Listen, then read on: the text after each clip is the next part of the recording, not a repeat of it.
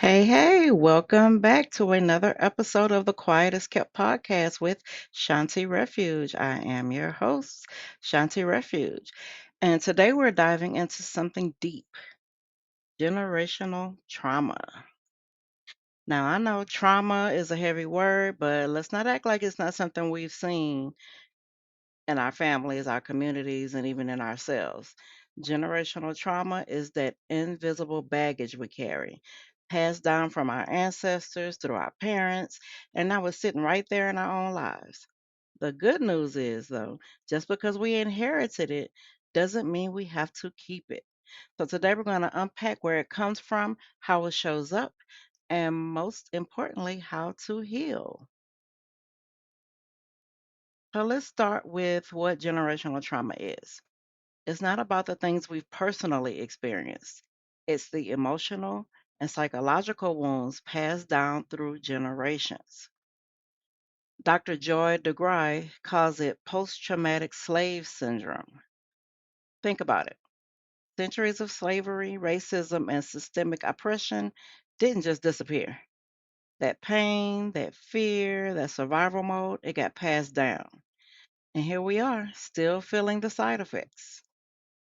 So maybe it shows up as distrust of authority, a fear of failure, or even the way we handle our emotions. You ever heard someone in your family say, "We don't talk about that," or "Stop crying before I give you something to cry about"? That's trauma talking. In Quiet as Kept, I wrote about how generational trauma showed up in my own life.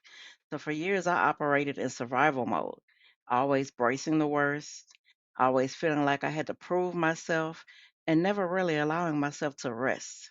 And it wasn't until I started journaling that I realized a lot of what I was carrying wasn't even mine, it was inherited. But identifying it was the first step to letting go.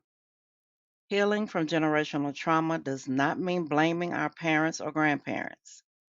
They were doing the best they could with what they had.